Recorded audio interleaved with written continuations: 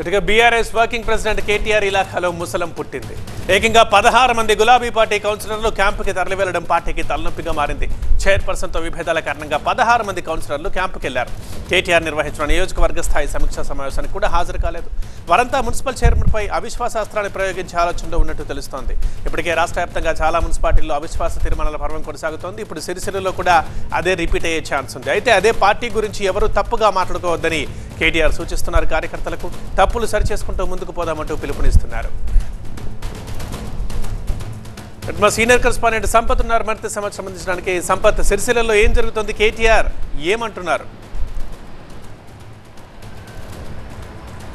బీఆర్ఎస్కు గట్టి పట్టు ఉన్నా కూడా సిరిసిల్లలో అవిశ్వాసానికి ప్రయత్నాలు జరుగుతున్నాయి. ఈరోజు సిరిసిల్లలో ముఖ్య సమావేశాన్ని నిర్వహిస్తుంటే కేటీఆర్ అదే సమయంలో 16 మంది కౌన్సిలర్లు అవిశ్వాసం పెడతామని చెప్పి కూడా వాళ్ళు హైదరాబాద్కు వెళ్ళారు. హైదరాబాద్లో కేటీఆర్ కొనడానికి వెళ్ళి మళ్ళీ వాళ్ళు బ్యాక్ వచ్చి సిద్దిపేటలో కూడా మకం వేశారు.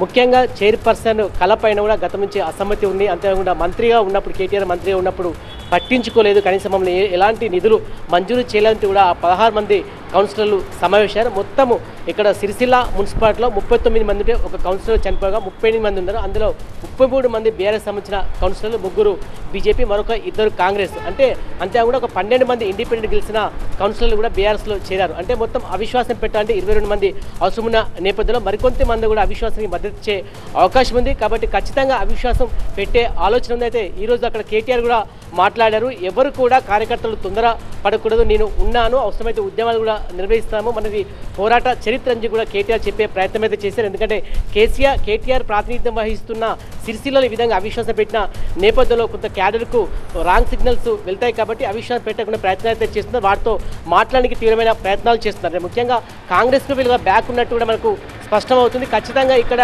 కాంగ్రెస్ ప్రత్యేకమైన ఫోకస్ పెట్టింది. ఒకవేళ అవిశ్వాసము పెడితే మాత్రం కేటీఆర్ కొంత దెబ్బ మనం చెప్పుకోవచ్చు. అందుకోసం కూడా ముమ్మరమైన ప్రయత్నాలు చేస్తుంది కాంగ్రెస్.